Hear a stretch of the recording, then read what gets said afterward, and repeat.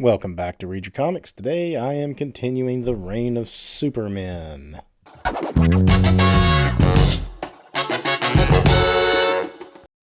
If you're new to the channel, I've been covering the top comics of 1993. Every chapter of this reign of Superman story falls in the top 300 sellers of the year. That kind of shows just how big of a story it was. That's even better than Nightfall did, especially with the glut of like everything coming out from Image and Valiant at the time. Of course, Marvel was pumping out X books and Spider books left and right, just trying to, keep their chunk of market share. But this Superman story really endured throughout the whole thing. People got on it and they stuck through the whole thing. This is going into the third month of the storyline. So I'm just going to jump right in to Action Comics. This is one I find often in like dollar and even quarter bins. I don't know what it is about this particular issue, but it really it really dominates the dollar bins more so than any of the other parts. I feel like even the Adventures of Superman 500, the return issue, you could probably get it for $1, but a lot of retailers even try to get a couple extra bucks out of it. But this one, for some reason, I don't know if it's that the cover isn't super appealing or what, but I run into this one often. Books lots I've bought on eBay, people will throw this in as just like an extra book to have. I find that kind of funny. Anyway, Action Comics is the team on it is Roger Stern and Jackson Geiss and Dennis Rodier is the inker. I really appreciate on this reread the art in this Action Comics run more than I did as a kid. Not that I didn't like it, but I don't think I understood the detail that Butch Geiss really put into this. I mean, you just open this first page, you've got a really great shot of this girl, very realistic, great drapery on even the clothes and the background. Everything about this page, even though it's just a close-up of a girl's face, it's not like an action shot necessarily, is pretty impressive. Then we turn it, though, and we get this. Just an awesome display of this bridge in Metropolis that was destroyed in the last chapter, which was in Adventures of Superman. And now we're also getting to where the books are really starting to bleed into each other. Early on, I said maybe you could have tried to just read Action Comics or just read Adventures. But if you were reading Adventures for the Superboy story, you had to pick this one up to get that last little bit to see how that kind of wrapped up.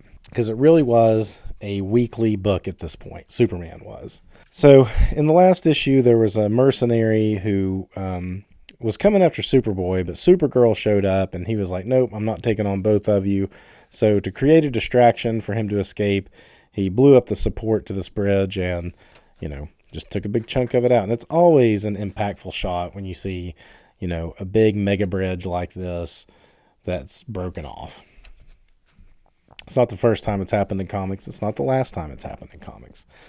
So there's some great pages here of Superboy and Supergirl trying to rescue everybody, being really super heroic, and she's taking the lead. And he talks a big bravado about what to do, but when you get into his thought balloons and stuff, he understands that he's the rookie. He really does. Even her dialogues here are like, he's sweet, but man, he's so distractible. A sweet boy, but so distractible. So they do a lot of good superheroics here. They come up. We're going to cut to the Fortress of Solitude, where the Visor Superman, who is the main Superman of the Action Comics title, is re-energizing. He's energizing from his Matrix thing, and it wakes up and he bursts out. You've got these Kryptonian robots that, are keeping him informed about what's going on in the world. And we kind of hark back to the cover here where he just sits around and watches the news. And this is a good issue because we actually get all three of the four Supermen in this issue. So kind of some recap here about each one if you were, just jumping in the middle of the story. Let's see. There was something about the Superboy I wanted to point out. So I always point out whether or not Superboy is drawn, how well he is drawn as a kid. And there was something I was looking at here. All right, I guess we're just not there yet. There he looks pretty good. It's coming up on some other pages, though. He looks very much like Clark right here. I mean, everything is indicating that this is Superman, but his memories are all jumbled, and his outlook on the world is quite jumbled. It's kind of a weird angle up the nose shot. A good combination of images there to kind of bookend that panel. But there he's looking very Clark-like. Here it is. So Superboy's supposed to be a teenager. And while I love what Jackson Geist is doing, Jackson Geist, Butch Geist, I'm going to say it different every time I say it. What I love what he's doing in this book, he doesn't do the greatest face on Superboy or Superman, the young teenage Superman. He doesn't look like a boy right there. He looks like he's in his 30s. Even here, a little younger looking, but more like in his 20s. I do love how she's got her, arm on his shoulder. It's very flirtatious in a way. And like I said, in the other issue that led into this, she knows what she's doing. She is leading him along to come work with her and Lex. She's not like trying to be misleading necessarily as far as like his romantic interests, because she makes it clear she's in a relationship with Lex, but she definitely knows that she can sucker him into coming and working with her.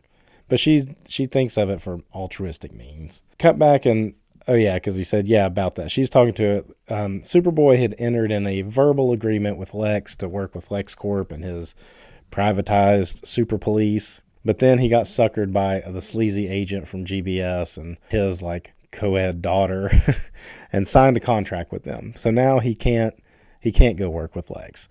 So Lex is pretty perturbed about that. And she's just kind of like, it is what it is. Like he's got to do his thing. We tried. The Ma and Pa Kent stuff in this storyline are really good because they're going through it. He's just come out of a heart attack. Their son died. He has a heart attack. He comes out of the heart attack believing that his son is back, and all of a sudden there's the 4 new Supermen on the scene. They kind of recount here too about when this Supergirl first appeared, and she's, I don't know exactly what she is. I've never quite understood.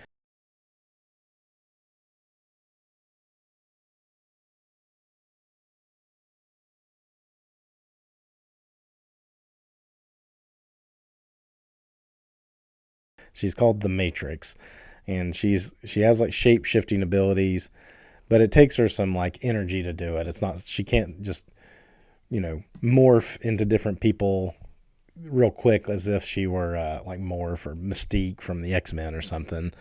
It takes her a lot. So when she takes a form, she kind of stays in it unless she really needs to shapeshift. But her true form looks kind of like a gray alien, and it has no like male or female sex to it really. So it's kind of weird the way they sexualize this character. Anyway, I guess she went to live with the Kents for a while. Like Superman must have taken her there to like, have them impart their Midwestern values onto her as well. Then we cut to Steel, and Steel is he's pretty much concentrating on these like street gangs that have these ridiculous weapons. And he's about to get the drop on, or there's a gang member about to get the drop on him, and all of a sudden he's fried by the Visor Superman. And they have an interesting back and forth right here. He's like, man, you look like the real deal, but Superman would never have fried somebody like that. And this is the point, too, where my kids were pretty convinced that this is the real Superman. But I think at this point, when he actually killed somebody, didn't just like put him in the hospital, my kids were like, nope, that's not it. Superman wouldn't do that, even if it's just like a temporary thing. That's not what Superman does. And they were out on him. So now they're really confused as to who the real Superman is. And it was actually my youngest, who at the time when we were reading this was just 7. Well, he's 7, turned 8 while we were reading it. He was the first one to say none of them are the real Superman, and a different Superman's going to come back. So he was a little ahead of it. Because I think even when I was reading this as a teenager, I was still kind of convinced it was going to be this guy or none of them, or they were just going to leave him dead and maybe he would just become the new Superman. Let's see. I guess Jimmy and Lois are at like a diner nearby where this is happening. Conveniently, they're nearby. So they start fighting like right here where this is a great panel too. Just this one, his eyebrow raising and his eye looking at him out of the side. Fraud, you ungrateful armor-plated freak. And so he starts, going at Steel. And really, Steel is just a man. He's just a man in a suit with a really high-tech suit. And he even told Lois he never claimed to be Superman. So him and the Visor Superman are kind of going at it in the street. Again, some really solid action panels here. Lois comes out, and Jimmy's there with his camera, of course, ready to go. She comes out to talk sense into him. It's like, look what you were doing in the street. And there's like all these people around. Neither of you are behaving like Superman at the time. Of course, at this point, he's kind of like, he's like, dear Lord, look at the damage we caused. Steel is the moral compass. So each one kind of inhabits like some aspects of Superman, I guess, to some degree. Like he's the moral compass. Visor Superman is kind of the raw power. And Superboy is kind of like the fun, whimsical side. That kind of leaves the cyborg Superman out of it a little bit. Maybe he was meant to represent kind of Superman is really meant to be kind of a genius. And I guess post-Crisis they didn't really explore that quite as much, but maybe that was meant to represent that. Anyway, so while they're like starting to come to terms with each other, because Steel said, like, I'm not trying to say I am Superman. I wear this in honor of Superman, or I wear this shield in honor of Superman. This guy comes up with a cease and desist letter for the use of Superman because the agent for Superboy has trademarked not only the Superman name, but the S shield. I mean, how would you really be able to do that? I mean, it had already been in like the public consciousness for, a number of years of DC universe time. How would you really be able to do that? Anyway, which irritates the Visor Superman, and he burns the paper and threatens the guy. And then that's when like Steel once again is like, all right, we're getting out of here. And he grabs him and they start to fly off until, of course, he comes to his senses and he kind of just takes over because he is more powerful. Nice shot of Steel right here. Really like this shot. Really like how he does the chrome. How Geist does like the chrome look on the helmet and stuff. Kind of Destro-y, but I mean, I really like it. So he throws him back into orbit. And then we get another shot here of this. We're building up with like a page per book of an alien ship approaching Earth. And they're really trying to give you the dark side vibes. And my kids were like, this is dark side. Dark side's coming to Earth. It's dark side, it's dark side, it's dark side, it's dark side. And, I didn't tell them or give them any hints coming up about anything. I just let them roll with that. So they're falling back down to Earth and they land, I think they land in Coast City. But look at the heat and stuff coming up for his like re-entry. And he doesn't let him die. But they land, and that's kind of like where we left off for the next chapter. So again, they are bleeding into each other as we go into the Man of Steel title. And we're going to have Iron John versus the Last Son of Krypton, title bout 2. Yeah, just the last issue, it said Iron John versus Superboy, I think. So now we've had Superboy interact with Steel. We've had Steel interact with this Superman. Have the Superboy in this? No, the Superboy and this Superman haven't interacted yet. But so Steel's kind of our anchor character, really, in the story. He's the one that they all seem to like bump into. And nobody's encountered the Cyborg yet. So picking up just on that where that fight left off, nice splash pages. We're back to John Bogdanov here. Dennis Yonke is the inker. I've not mentioned that really on any of them. And Louise Simonson is the writer. And I always say, I feel like Bogdanov really reminds me of Walt Simonson in a lot of ways. I mean, I can clearly see the difference, but there's something about their heavy line work and just like they have like some angle, like, well, they'll hit a point like this and it just comes to like there's a really tiny sharp edge right there, just the way this comes up, and it's so sharp. And I appreciate Bogdanov so much more than I did when I was a kid. Great page here where he finally smashed his visor in. Even this page, like all these pages are really, really solid. So he can't handle the light, so he flies off. So Steel did get the drop on him on this one.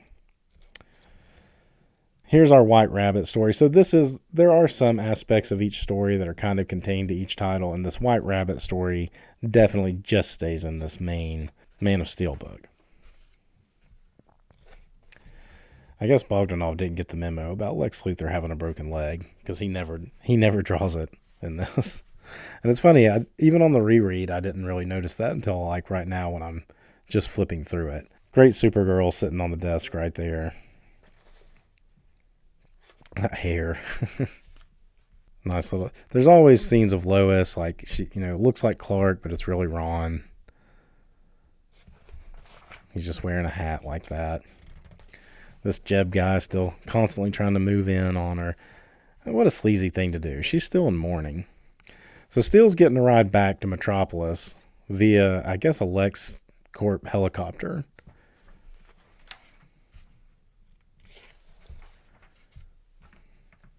So here's where the White Rabbit and Lex kind of have their meeting, where they're both thinking about double-crossing each other. They're both wanting the Man of Steel, and they're both looking to double-cross each other. Why she thinks she can defeat him, I don't know. Look at those pants. That's some 90s like bicycle pants, stretch pants. And there's her like gang members. She's got this like Tweedledee guy. Now, Dr. Bunny. She's like, not yet. So he arrives at the airport. I think they're there to attack him at the airport. And he gets off the plane. He's lost his cape at this point. She's like, okay, yes, Graham, by all means. So he has this ability to turn into like a blob. And he uses his jet boots to repel him, but it leaves him a little red-bellied. I don't know what he's doing here. He's like drinking, looks like fuel or something. And he scoops up the White Rabbit, and they fly off to where the factory is that she's making those Toastmaster guns. And he decides he's going to start destroying them. Well, she thought she was going to get him in a trap that would crush him. But he starts destroying them, and then all of a sudden, she gets trapped. And he's just barely able to escape with his own life. And that's the end of the White Rabbit. No more White Rabbit story. Back to our ship. It's just outside Earth's orbit now. Is it Darkseid?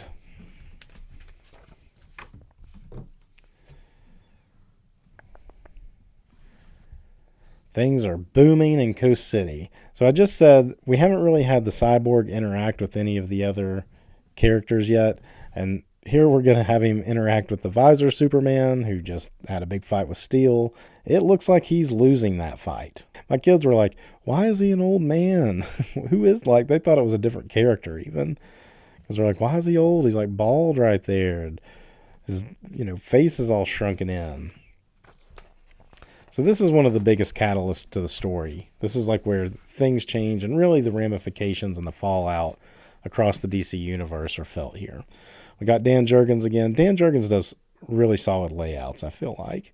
But kind of looking back on it now, I always thought of Dan Jurgens as kind of on the flagship Superman book and the lead of these Superman stories. But looking back, his book was kind of the weakest. It's good, but it's kind of the weakest. Like Jackson Geist, I think, is probably the best as far as like the solid art goes, with Bogdanov being, best for the stylistic. And then for this kind of approach, this kind of like traditional, a little more whimsical, light version, I think Tom Grummett excels much more than Dan Jurgens does. Not that Dan Jurgens is bad. Dan Jurgens does fine, but so we get this ship flying through, still approaching, and it's coming into Coast City.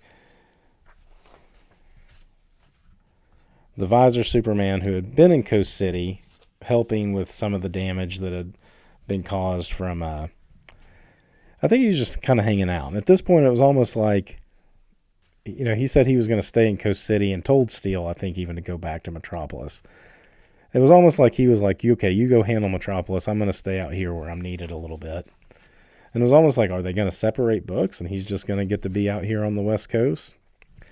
But this is the Cyborg Superman's book. So we're going to cut back to him. Look at that side view again. How can you not think that this is like not a menacing thing?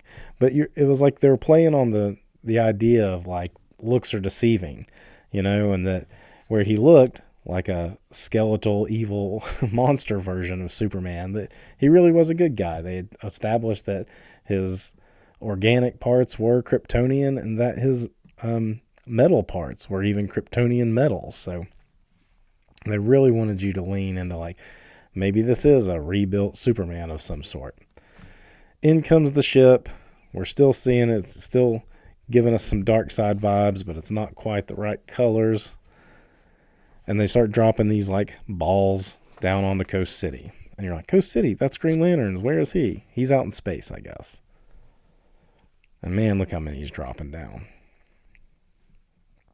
Like, what is the hole in his leg for? I mean, there's some things like that you're just like, that's just there strictly to, look cool, I guess. I don't know. But I love the way his hand flips open and, it morphs around. It's like a lot like the Borg from Star Trek. So the other Superman shows up and he's like, let's work together to stop this. And he's like, yeah, let's do that.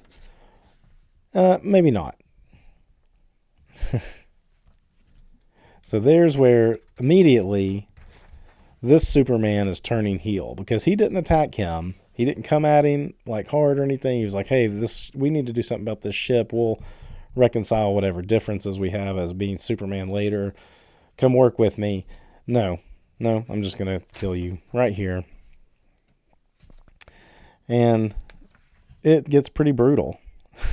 He's leaking energy right there. He shoots him in the head. Look at that. It's coming out the other side. I mean, look at his facial expression and stuff. And I think, is this Carol? They show Carol Ferris on the phone at one point.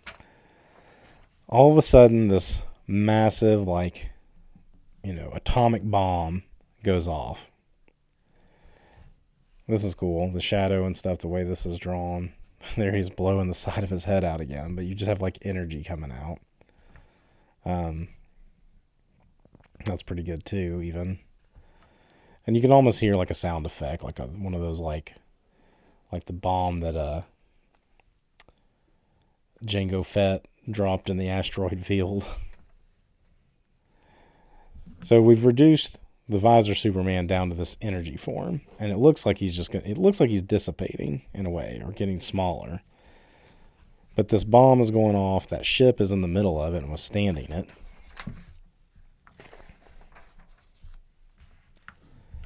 So he didn't just completely dissipate, but he is getting bombarded. Even the Cyborg Superman getting bombarded a little bit. And now we see coming off of the ship our mysterious dark side looking villain. And he's dropping more of these spheres down on what is left of, which is nothing, in the crater that was Coast City. Pretty major event though. I mean, that's like a major city. I think Coast City is supposed to kind of be like San Francisco maybe. And just totally wipes it off the map. That's a big deal in the DC universe. So here's the Visor Superman, and just broken down into energy. And I think he says, I've got to get back to the fortress before my existence comes to an end again. The Cyborg Superman is flying silently. This narration is just kind of about, it's not really giving you any clues that he's just going to survey this thing that's being made. So those little balls they're dropping, now they're forming a structure. He is communicating with the White House, and he's basically telling him like there's nothing there. He sees nothing at all, even though he's flying through this. So that's giving you more of a hint that he's up to no good. Meanwhile, in the Fortress of Solitude, you see this Kryptonian armor waking up. So since they said that the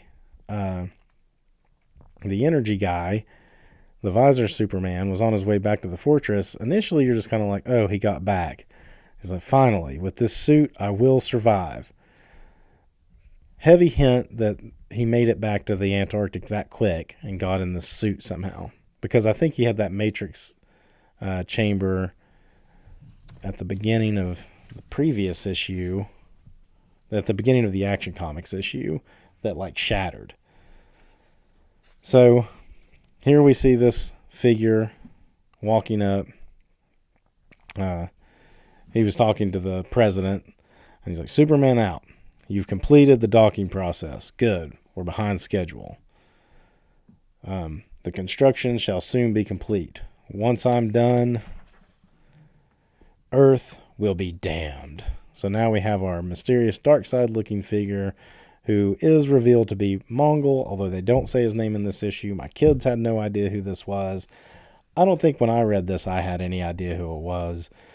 That, I think they kind of messed up with not saying like who he was before this like scene exactly. I think they should have mentioned that it was Mongol a few pages back and then had him do this kneeling and, kissing the hand of the cyborg Superman. And he's saying Metropolis is next. So this is the heel turn issue. And really, there was only 2 other issues with the cyborg Superman before this, where the other Supermen really were bleeding into each other's books, and you were getting more characterization of Superboy and Steel and the Visor Superman. They left this one to be more ambiguous. They really only had him in his introduction issue, and then the previous issue where it was like all narrated by Ron Troop for the news story, and then we go right into the heel turn issue the next time we see him.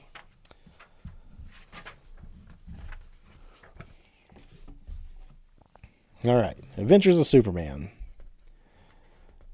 This is the Superboy title, but now we've got the heel turn of Cyborg Superman. So where is that going to go? Don't send a boy to do a man's job. I don't think I've mentioned once that this is Carl Kessel doing the writing. I'm a fan of Carl Kessel. I think he's got a very lighthearted style of writing that makes for fun comics. They're not overly complex necessarily. You're not going to compare him to like Alan Moore or Grant Morrison or somebody like that. But I would put him somewhere like close to maybe like a Mark Waid type writer. He makes things fun. He has good snappy dialogue. Fairly good plots too. Or even like Peter David. I would put him in that kind of a grouping of writers that make fun comics that are, for the most part, appropriate for all ages.